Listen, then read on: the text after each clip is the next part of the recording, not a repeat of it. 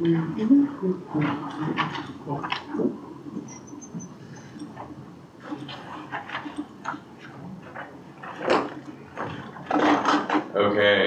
thank you, everyone. We're back on the record, and we will move on to number 8 on our agenda, Joshua Patterson, presented by Jennifer Lavario. Thank you, Chair English. Jennifer Lavario for the record. This case is concerning Officer Joshua Patterson, who is currently employed at DOC Snake River Correctional Institution. On May 19, 2023, the department received notice from the DOC that Joshua Patterson was criminally cited for reckless driving, a misdemeanor, on April 5 of 2023 in Payette, Idaho. Patterson entered a plea of guilty to a lesser charge of operation of a motor vehicle while operating a mobile device on May 25th of 2023 and was sentenced to pay a fine of $131.50. The department requested records from the Payette, Idaho Police Department, and upon review determined Mr. Patterson violated the board's moral fitness standards as follows. We found no dishonesty, no misuse of authority, but we did find misconduct. Mr. Patterson received a criminal citation for reckless driving in Idaho and pled guilty to a lesser charge. Mr. Patterson drove his vehicle after having admitted to drinking and hit and damaged a parked trailer containing snowmobiles, then drove away without reporting the incident. The department submits its determination to the policy committee to affirm, modify, or negate its moral fitness violations. Chair English. Thank you. The floor is now open for discussion in this case and to discuss any aggravating and mitigating factors that may be present. Sheriff English, John Frost for the record. I just want to state that I was a coworker of Mr. Patterson during this time period. I don't believe there's a conflict, but I just want it noted that I do know him personally and I have worked with him at the institution. Thank you. John Tabor for the record. Likewise, a personal relationship with Mr. Patterson. Thank you.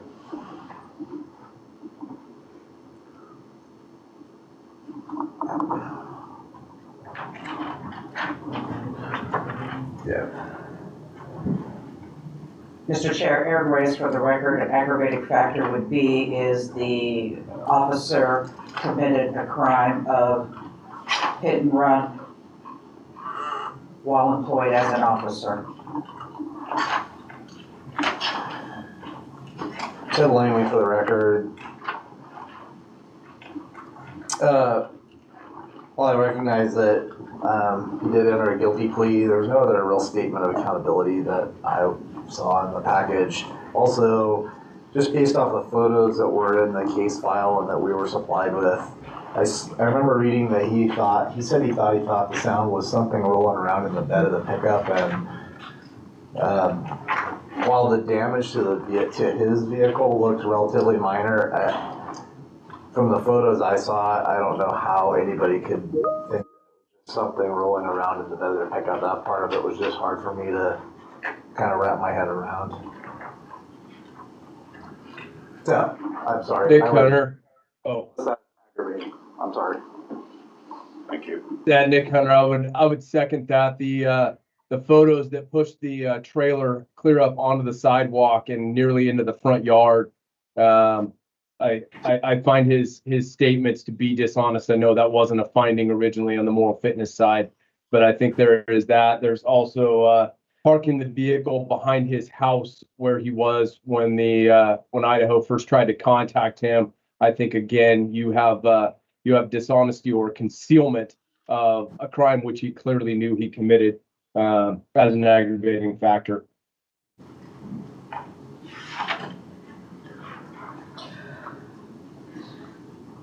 Mr.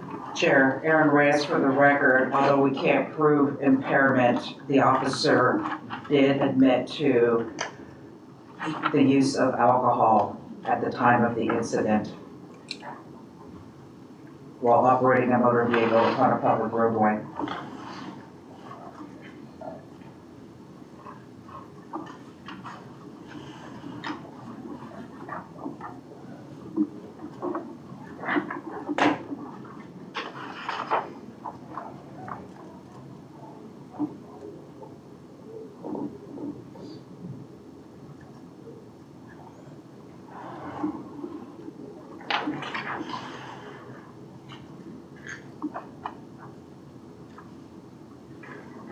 Any additional aggravating or mitigating?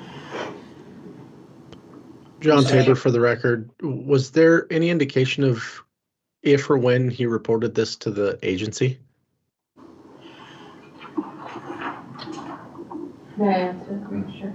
We received notice from DOC first. He did not report initially. Copy, thank you. Mr. Chair, Aaron Rice for the record. Had this occurred in the state of Oregon, the elements of the crime of hit and run would have also applied to this, being a traffic crime, Class A misdemeanor.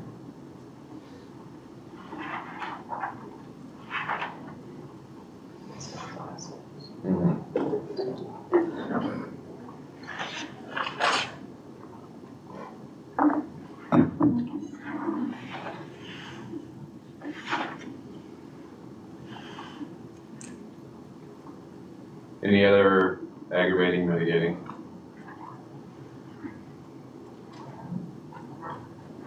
Jennifer, could you read back what we have so far, please?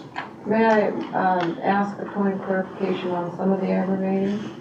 So I want to make sure that the committee is not asking to modify the moral fitness violations by bringing up the dishonesty pieces before we just call them aggravating. Was the committee's intent to modify the moral fitness statements? Sheriff Hunter? Thank you, Mr. Chair. No, mine was not to necessarily make the modification. It was just simply to point that out as an aggravating factor in the case. Thank you. Thank you. Okay, so I did not have any mitigating factors, but I do have aggravating that the crime of hit and run while employed occurred. And to add to that, that if the crime had occurred in Oregon, it would be a Class A misdemeanor hit and run. There was no statement of accountability by the officer.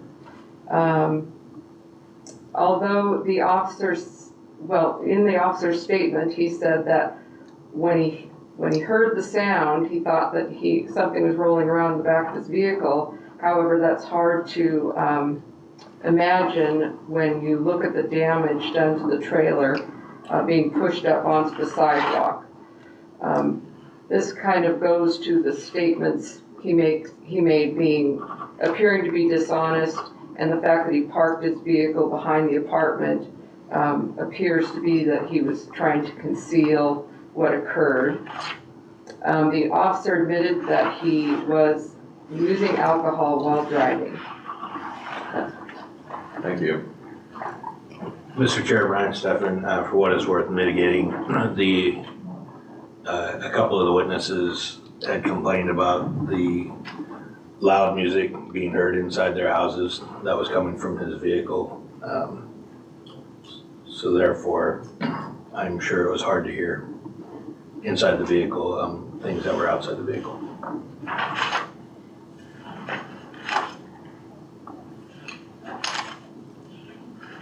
Any other factors? I think that's a good point. Can I ask for a little clarification on that? What you mean that he wouldn't have heard then outside the vehicle? I think that this is Brian Steffen. Reading the statements, the music from the cab of his vehicle was heard clearly and loud inside the neighbor's house, meaning that what overwhelmingly would be heard would be the music if you were inside the cab of the vehicle.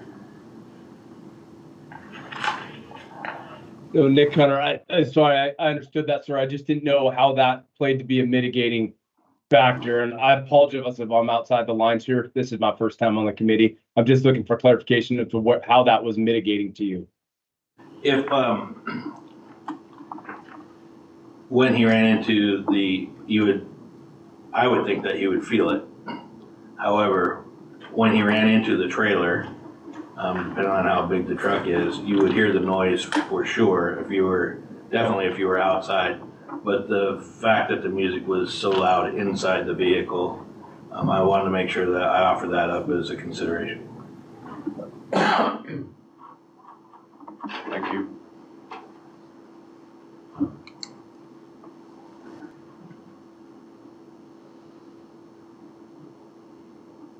If there are no other factors, I would entertain a motion to adopt the staff report and aggravating and mitigating factors identified by the committee.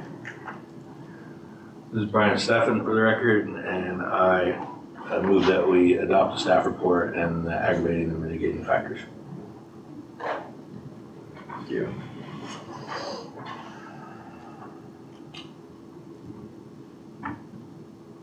Leave for the record, I'll second it. Thank you. All right, we are voting on a motion to adopt the staff report. Chair English, Aye. Committee Member Boren, Aye. Committee Member Bowden, Aye. Committee Member Cameron, Aye. Committee Member Eby, Aye.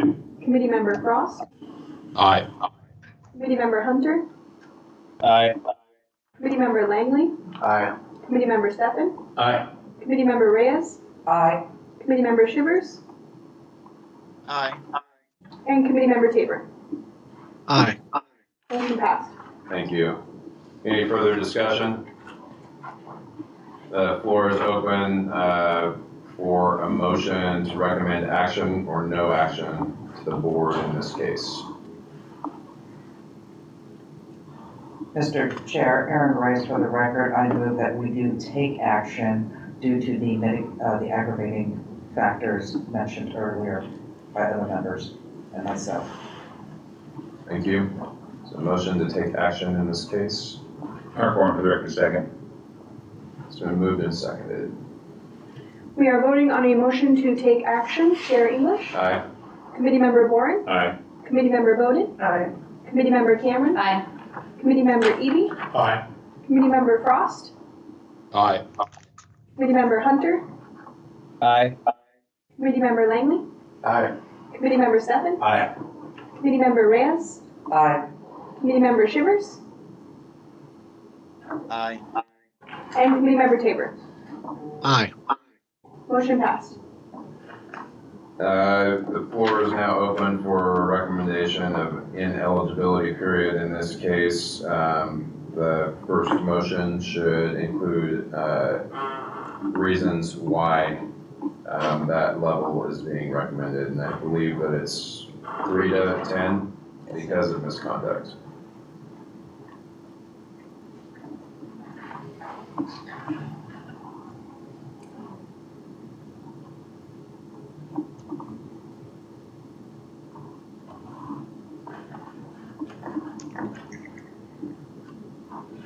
Mr. Chair, I'll make a recommendation. Nick Hunter, the recommendation would be for what I consider to be gross misconduct for his involvement in this crash. He admittedly went back to give his girlfriend the finger one more time. I think there is substantial information that would dictate that he knew that he hit this trailer, and then he chose to drive away from this scene, and then attempted to conceal the evidence of the crime that night, which was his own vehicle. So I would make the recommendation for 10 years of ineligibility. Thank you. Tyler Shivers for the record. I second that motion. Thanks. It's been moved and seconded to recommend a 10-year ineligibility period. We are voting on a motion for a 10-year ineligibility period. Chair English, Aye. Committee Member Boren, Aye. Committee Member Bowden, Aye. Committee Member Cameron, Aye. Committee Member Eby, Aye. Committee Member Frost, Aye. Committee Member Hunter, Aye. Committee Member Langley, Aye. Committee Member Steffen, Aye. Committee Member Reyes, Aye. Committee Member Shivers, Aye. and Committee Member Tabor. Aye. Motion passed. Thank you. And we will now move to number 9, Caden Powell, presented by Jennifer Laura. Thank you, Chair English. Mr. Caden Powell informed the department that he received a criminal citation on or around September 3rd of 2021 for driving under the influence of intoxicants in Pendleton, Oregon. The department obtained court records showing that Mr. Powell was also charged with assault in the 4th degree. On December 13th of 2021, Mr. Powell entered a plea of guilty and was sentenced to 5 days of incarceration, fines, 18 months of bench probation, and the assault 4 was dismissed. On April 18 of 2022, Mr. Powell was terminated for cause by the Oregon Department of Corrections. According to records obtained from DOC, Mr. Powell was terminated after a personnel investigation concluded he had violated DOC policies related to his arrest for DUI. The department determines Mr. Powell violated the board's moral fitness standards as follows. We did not find dishonesty or misuse of authority, however, we did find misconduct. Mr. Powell was convicted of DUI, a violation of criminal law. Mr. Powell's driving while under the influence of alcohol threatened to harm people. Mr. Powell's grabbing of the arm of a delivery driver caused her harm. Mr. Powell's conduct while in the Umatilla jail harmed the efficient operations of both the jail and the Department of Corrections. The department submits its determination to the policy committee. Chair English? Thank you. Floor is open to discuss this case and identify aggravating and mitigating factors. Matt English for the record. Powell was employed by DOC at the time of this action, and it was the second time he had been arrested for DUI since he had been employed with the Oregon Department of Corrections, first being in 2016.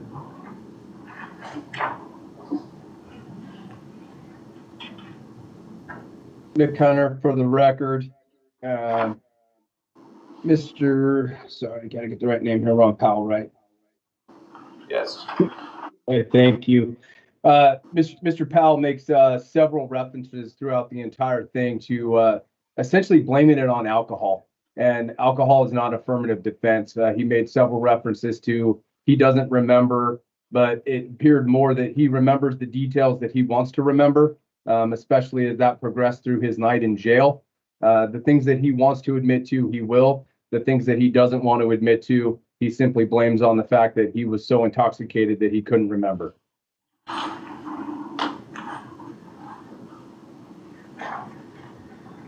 Mr. Chair, Aaron Reyes for the record.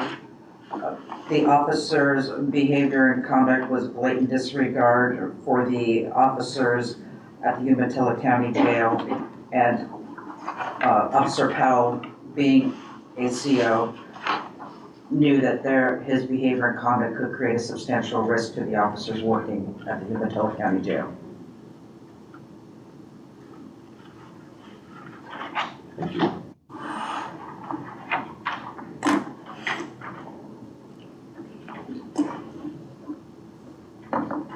Matt English for the record, just adding on to that, his behavior both in the jail, the arrests, there are multiple violations of the Criminal Justice Code of Ethics.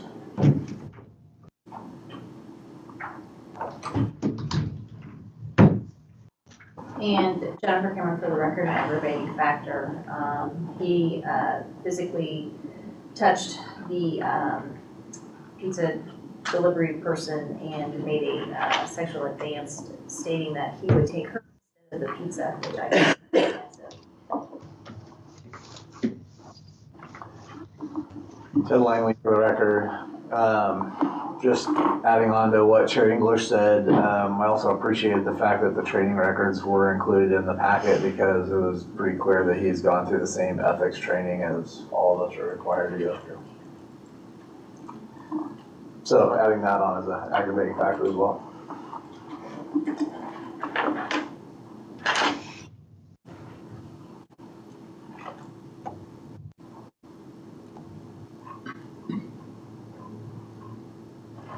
Any other aggravating or mitigating in this case? Jennifer, could you recount what we have thus far? Sure. For aggravating, I have, he was employed by the DOC at the time of the arrest, and this was the second time he was arrested for DUI since being employed with DOC. The first was in 2016.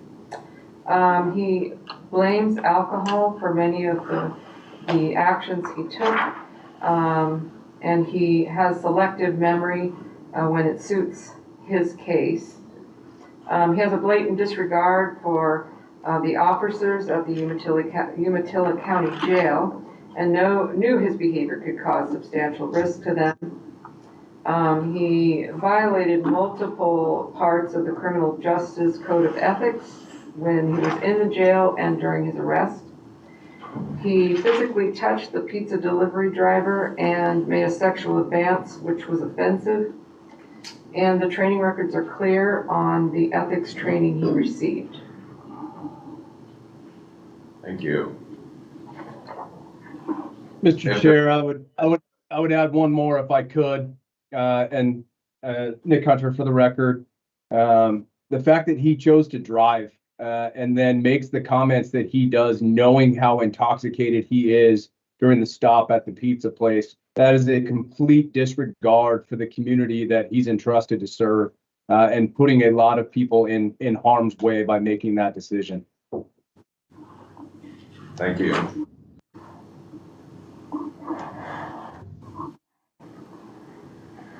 If there's nothing further, floor is open to make a motion to adopt the staff report and the aggravating and mitigating factors in this case.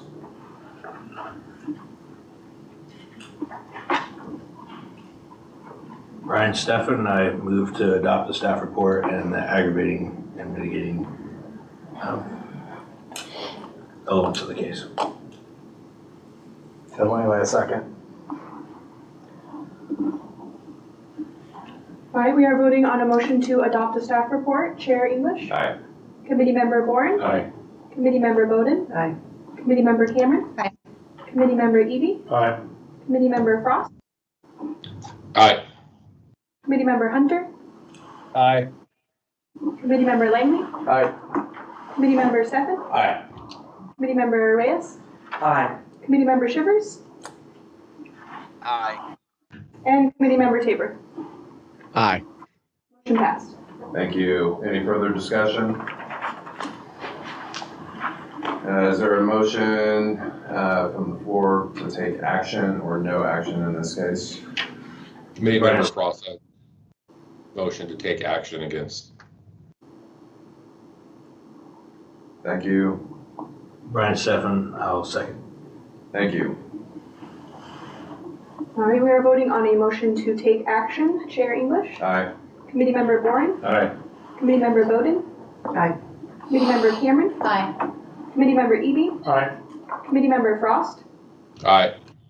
Committee Member Hunter. Aye. Committee Member Langley. Aye. Committee Member Steffen. Aye. Committee Member Reyes. Aye. Committee Member Shivers. Aye. And Committee Member Tabor. Aye. Motion passed. Thank you. Motion for recommended ineligibility period in this case, because it's a misconduct case, be 3 to 10 years. Please state on the record why you're recommending that period of ineligibility.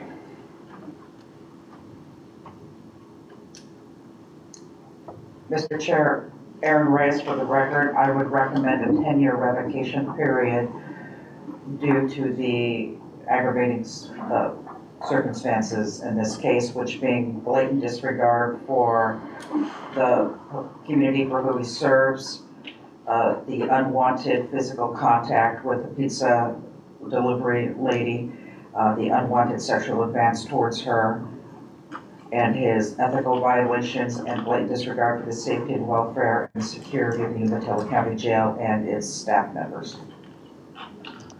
Brian Steffen, I second for all those reasons. Thank you. All right, we are voting on a 10-year ineligibility period. Chair English. Aye. Committee Member Bourne. Aye. Committee Member Bowden. Aye. Committee Member Cameron. Aye. Committee Member Eby. Aye. Committee Member Frost. Aye. Committee Member Hunter. Aye. Committee Member Langley. Aye. Committee Member Seven, Aye. Committee Member Reyes, Aye. Committee Member Shivers, Aye. and Committee Member Tabor. Aye. Motion passed. Thank you. Okay, we will move on to number 11, Travis Stice. Thank you, Chair. The last case before you is that Travis Stice.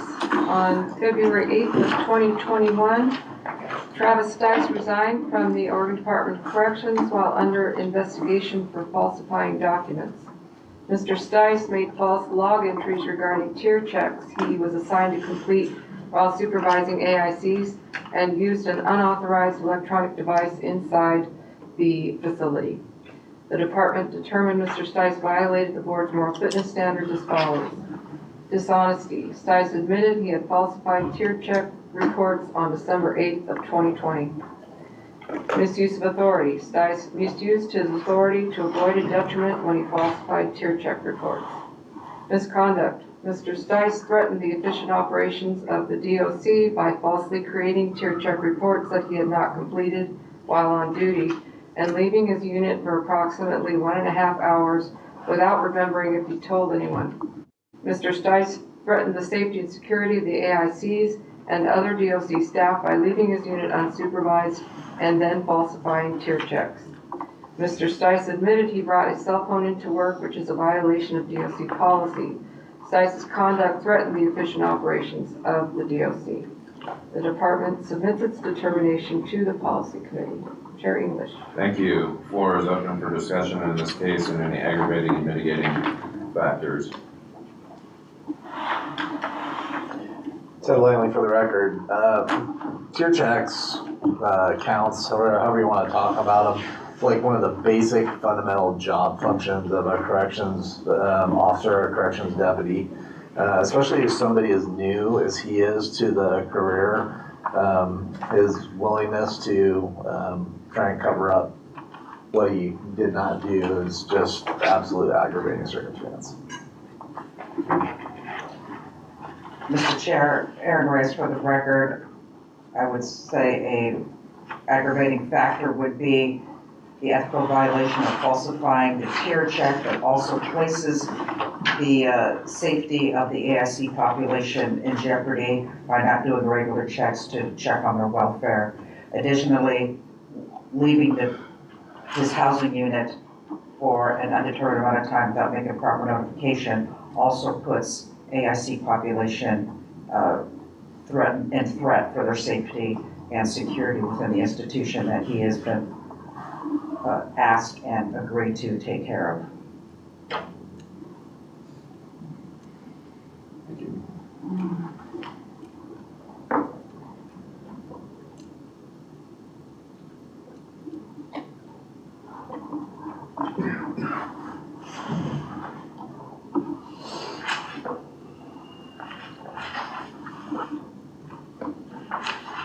Other factors.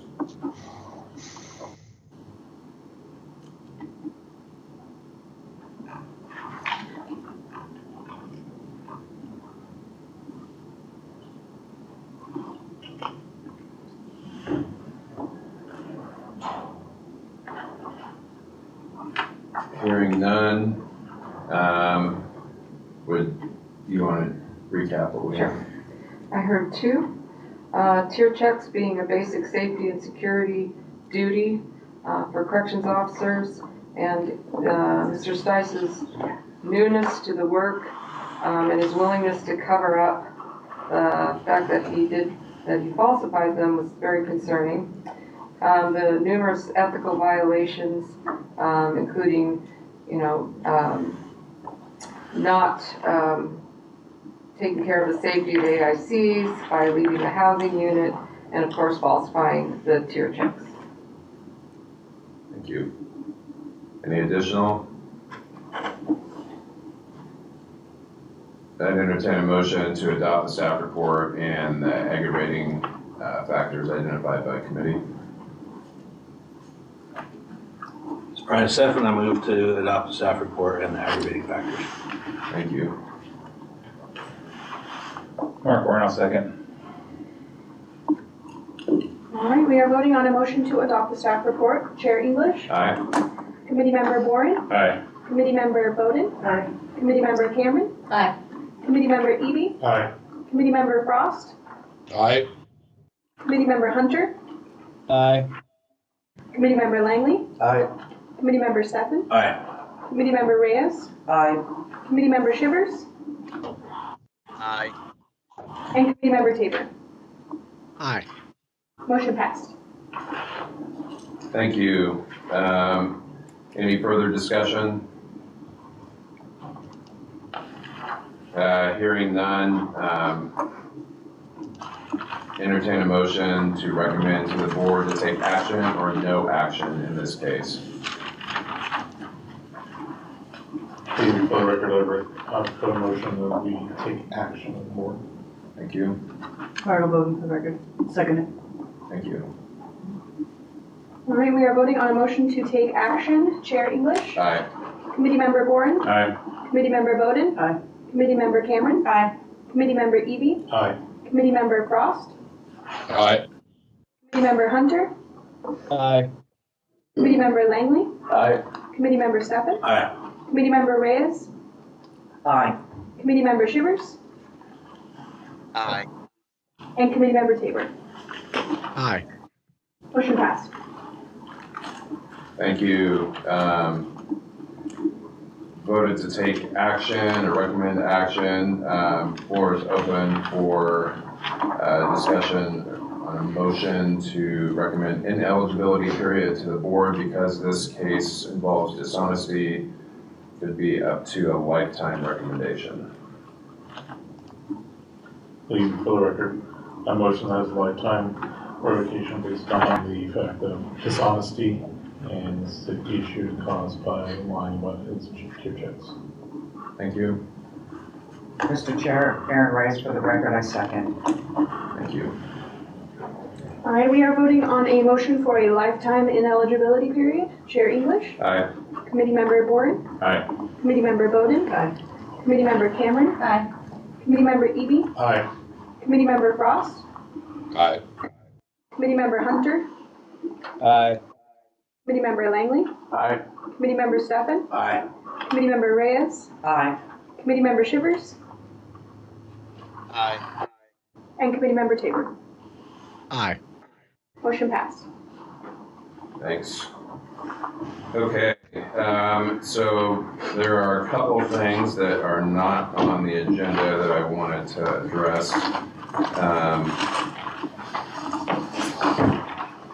So there is a vacancy with Carol Deshawn's promotion. She was the vice chair of this committee before, so it's eligible to board members. So we have Brian and Jennifer are the only eligible people because our other board member position is vacant. And I talked to Jennifer about taking on that role, but it's certainly open for discussion. Brian Stefan, I wasn't certain if I was eligible since I'm covering for, or representing the director. Yeah, and the PSST team said I think technically it is, even though it's by virtue of position because it is a board position. Chair, so if I put my hat in the ring, I could be committing the director. That would be fantastic.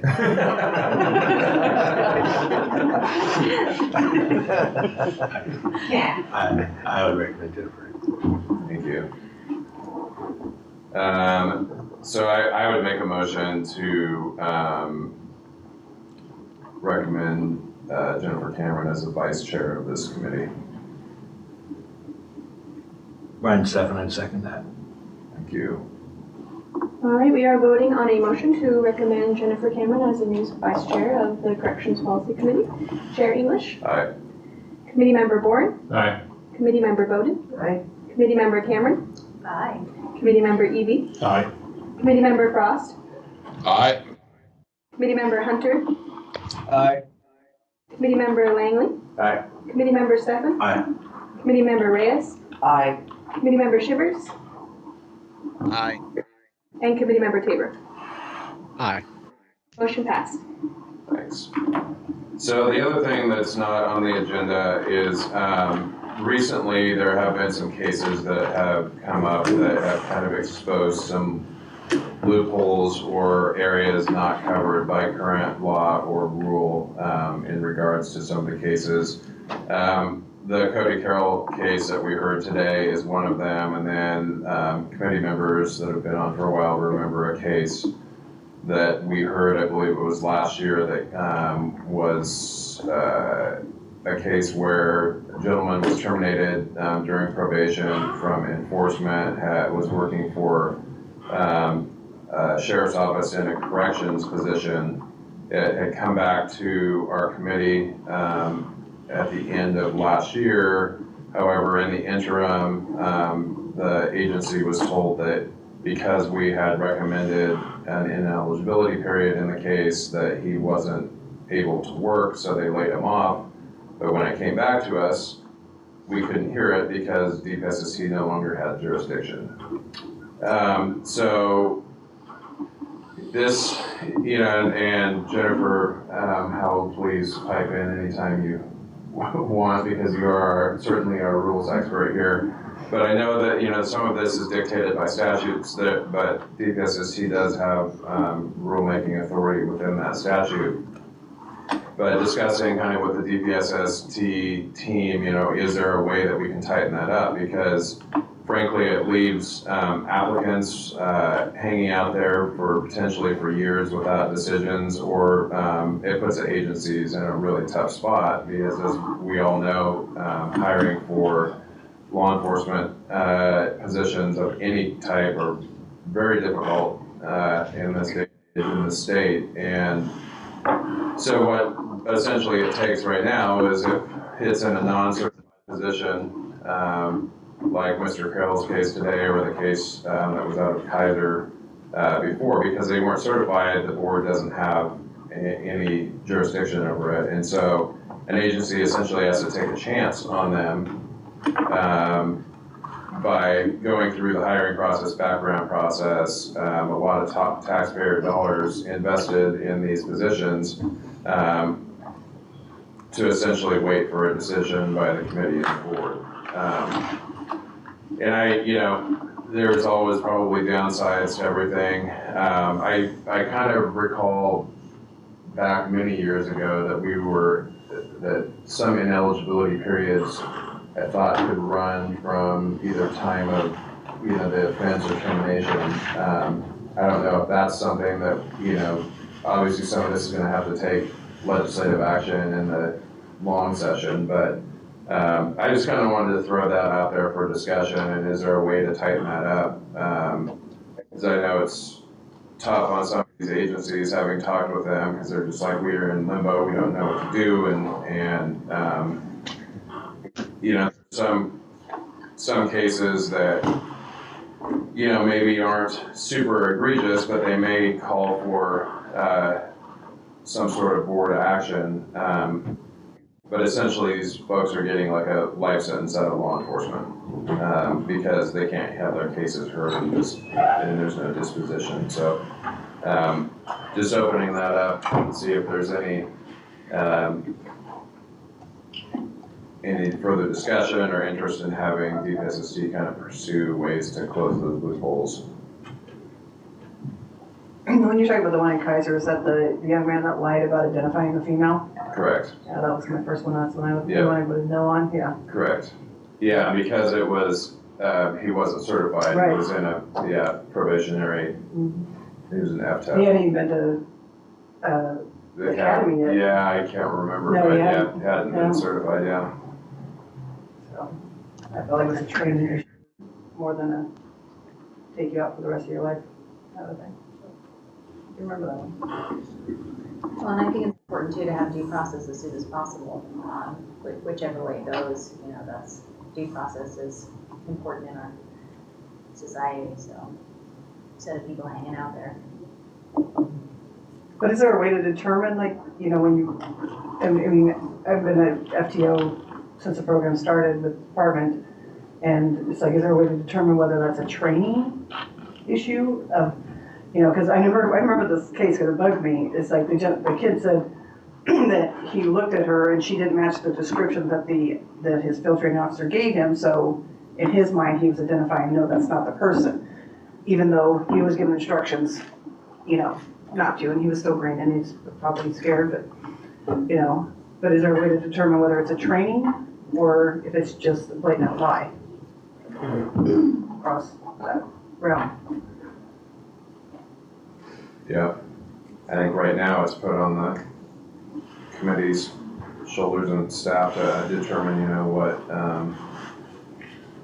what they can uncover from the agency and what records exist. And I like having all those training records in there was good on those other ones. Catherine Calpine, for the record, you bring up several points. For those I haven't met, again, I'm the new division director, been here 1 month after 37 years of law enforcement and sitting where you guys sit today, you know, serving on the police policy committee, and some of those questions have come up. I've had the opportunity to speak to some of the other committee members as well as Director Castle on a couple of these things. So I think there's an opportunity to revisit some things. Yes, statutorily right now as it stands, there are two criteria. One, you're either employed in law enforcement, or two, you hold a certification. And the gaps are, especially, you know, when somebody's on probation and they voluntarily resign because they think that perhaps they're still in good standing, they can resign. But then DPSST no longer, they're not certified and they're not employed, and that's where those gaps are. I do know that, as pointed out, DPSST has had some conversations with DOJ to provide clarity. I think there's an opportunity. We are currently hosting a working group to talk about not only definitions, you know, any concerns that they have with regards to entity committee when it comes to moral fitness, because certainly we can punt some conversations in that area. So just want to acknowledge we've seen that a couple times, and if it does require statutory change, we'll be very clear on what that would be and express it to all the various committees at that time. Matt English, for the record, in speaking with Director Castle, there's also been circumstances here at the academy where there maybe was a behavior that occurred, ended, you know, with a dismissal from the academy and then ultimately a dismissal from the agency. But because the person has not yet been certified, again, it stops that clock and there's no jurisdiction anymore. So we've got these cases hanging out there. So I guess today, you know, I was just looking for some discussion and see if there's a consensus to ask DPSST to move forward, you know, with looking at potential solutions to close these loopholes and find some way to dispose these cases.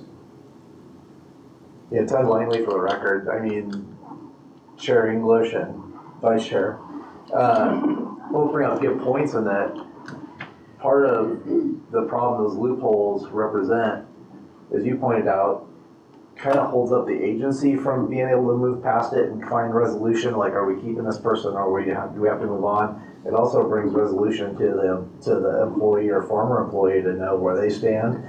And I think the legislators, I'm sure there's a lot of other points that they need to understand, but those are two that they should understand for it if it comes to that too. That closing those loopholes is beneficial to the agencies across the state and, you know, some of the personnel issues they have to deal with. So I think it's a great idea to try and figure out a way to, what needs to change in the process to close those up.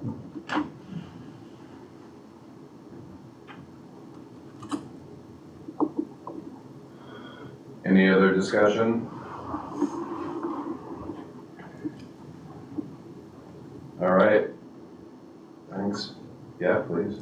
Phil Castle for the record. Perhaps if you all choose to vote on this, maybe we could bring you a study on this and with some pros and cons to look at as I'm thinking through this. And Chair English was spot on. We have a lot of students, even in my short time here, which is just about a year, who have left out of here, having left the academy and consequently have been removed from their agency, but it ends in an unadjudicated case. It just sits there, and it becomes a risk for any other organization to take to reemploy that individual, even though the infraction may seem relatively small when you look at it. That said, I also think about the number that are sitting out there is likely large, right? And, you know, I think about workload and what would that look like for this committee, for staff and things like that. And for that reason, I would ask for the opportunity to present you a study, right, that has pros and cons of that, what we're talking about for volumes and things like that, how that would impact the committee as a whole and the board. And Matt English for the record, there has to be consideration too, if there was some sort of statutory language presented that it may, because it's so voluminous, have to just be from this point forward type language, but just for sake of workload. And perhaps if, there was a way that when cases came up on a case-by-case basis, that they could be disposed under those rules, instead of having to go back and try to identify all of them. So I can't imagine how you would even do that, If you take a look at, one of the cases today, there was academy behavior that came up from 19 years ago, and it hadn't been heard before until, today.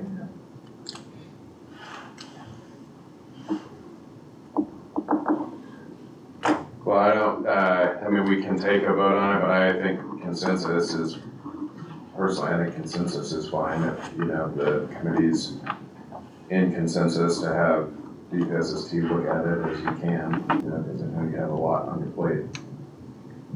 Captain Calvin, for the record, I think I hear you guys loud and clear and understand the concerns and issues, and happy to continue to revisit. Like I said, I think these balls were in motion prior to me getting here, and I think the study presenting all the facts should be our next step forward. So happy to do that. Thank you. All right, we'll move on to agency updates. Director Castle, turn it over. Thank you, Chair English. Phil Castle for the record. I'll keep it short. I know you've had a long committee meeting today. Lots going on here at the Academy. As you sit here today, there are more students on this campus than have ever been. We have 3 classes of 60. We have an additional class of 40. We're up to 280, I think, 260, 280. Of just basic police that are here right now, in addition to a telecom class, in addition to, we have a corrections class on campus right now, and I'm probably not naming them all, but we are in a solid parking lot out there. We're pretty darn full. I got a study or some research back from Brian, who is our chief of staff, that says, I think somewhere in March, that we will have around 9 extra parking spaces. Which is fantastic. The good news is that we are within our statutory requirement of being having a 90-day enrollment period that we are meeting right now, which is fantastic. We have received a forecast back showing that we can expect the volume to continue for the next foreseeable future. We have developed a template that allows us to shift from our normal 40-person classes to a 60-person class as the market dictates, which is going to be a huge benefit to the organization and will allow us to continue to keep flexing as the market requires. Our predictions are, I don't want to say they're unreliable, but they have so many variables that it is hard to nail them down. And I can name off just a couple of those variables. Huge amounts of eligible folks to retire is one variable. Higher backs is another variable, and a huge amount of laterals is also another variable that are moving from department to department. 4 out of 5 of those laterals are in-state laterals. Only 1 out of 5 are out of state, which means that vacancy just shifts from one agency to another, which for us remains a vacancy that has to be trained. But trying to pinpoint when we will have to train that vacancy is extremely difficult, and something that Julie's team has really struggled with, and she has an amazing data team that works for her, but it's very hard to pin this down. So we found that our best strategy is to stay pliable and watch the market from month to month and shift accordingly. I am testifying today. The dean and I will be testifying in front of the pub sub committee, and we'll be talking about the safety of the academy grounds, which was a requirement of 5533, which is our financial bill that got passed with the additional monies to run the additional courses, and the partnership with OSP that we are actively running right now. And so we'll be testifying largely on good news, and also the forecast that will continue on into what we know in 25-27. We'll likely see close to 1,100 officers that need to be trained again. That's our forecast. Hard to say whether that will pan out or not. We also know that all law enforcement, all public safety right now are struggling with hiring, background checks, psych evals, those kinds of things. Everyone is struggling in that space right now. So it's creating inconsistent hiring waves that are not really following the trends of yesterday. So really hard to predict, and we'll be saying that for the record in front of the legislature, but also with a fair amount of confidence that we can stay on top of this from a training perspective. Right. Where we are hurting right now on the academy grounds, obviously, is space. Not just parking space, but training venues are very, very tight. We had 150 students on board into the village the other day, and it was like Disneyland being down there. I mean, finding training space down there has been rough. In the middle of March, we will exceed our dormitory space by around 20 to 40 folks. So we will be using every room.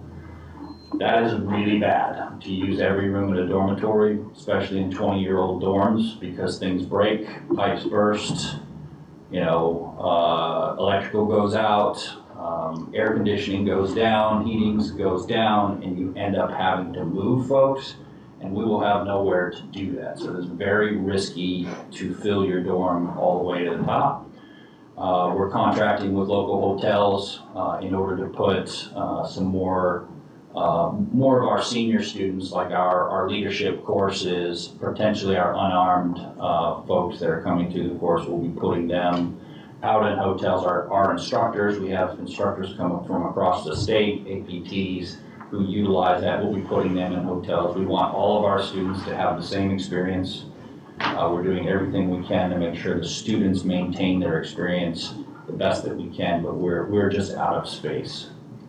We're in very close discussions with the governor's office on that right now. The governor is moving quickly, working with state agencies right now, preparing for 25-27 session and what types of initiatives that she'll be supporting within her priorities for the 25-27 session. And she started this process very early, which is a very positive thing. So we'll have more to report on that, and then probably by the next quarter, we'll be sharing with you some of those initiatives that DPSST will be pursuing. I also wanted to say, am I missing anything? Did you want to jump in on anything? Okay. I also wanted to say that I really appreciate what you do here. I try to make every one of these meetings because I feel like it's a super, super important function, and you all give a lot of time, your time, and a lot of consideration. You take this very, very seriously, and I really appreciate the level of thought and consideration that goes into this. This is a tough thing. It's a tough thing to sit here and do some of this when you have these people here in front of you, and I'm grateful that you're willing to do this. And some of you have been doing this for a really long time, and some of you are about to be done doing this. And one of those folks is with us here today, and one is online. I have certificates for you both, but I just wanted to thank you, Captain Eby, for your service to this committee. What you've done here, and in my observation, in the 1 year, you're a consummate professional. And I'm super grateful for your service here to not just this committee, but to the state of Oregon as well. So thank you very much for that. And I'll hand this to you in just a second. But I also wanted to thank Officer Shivers. I know you're online today, but thank you very much for your service as well.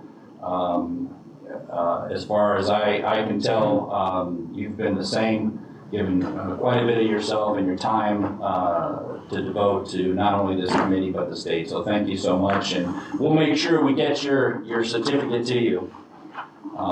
So thank you very much. I appreciate it. Yeah, I just want to echo that sentiment from Director Castle. So thank you both for your commitment to this committee and all the hard work that we've done over the last 4 years. So very much appreciate your partnership and participation.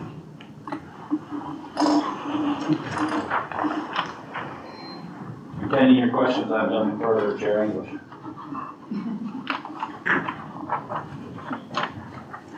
All right. Julie Collinson, Assistant Academy Dean for the record. We just wanted to provide you with an update. As we get through the VCL curriculum, which we are going to be implementing in May, it's brought to our attention that we need to do an additional update to the parole and probation, basic parole and probation curriculum as well. As you know, it has not been updated since 2017, and to meet with current trends, as well as understanding that some of the training has been taken over by the Oregon Case Management Network. And it's all relevant, but we just want to bring the curriculum up to date and current and contemporary. There's also been some revisions in statute, OAR, and Oregon State statute, so we also want to make sure that we're in line with that as well. So the work groups have already been meeting. This was approved through the Oregon Association of Community Correction Directors back in November. So we are starting to meet with work groups right now currently. We're going to also propose that we have while we do have some final projects and things like that that are currently in the curriculum, we want to propose a clear measurable assessment to ensure students are understanding legal authority, report writing, case management, and core correctional practices as well. Okay. So just wanted to give you an update on that, and if you have any further questions, please direct them to myself and my team. I can leave out contact information as well. Put it on the memo. But yes, we're looking forward to updating this and hopefully getting that off the ground and rolling shortly after May. Thank you. Any questions? Anything for good of the order? All right. Thank you everyone for the barn burner meeting today. And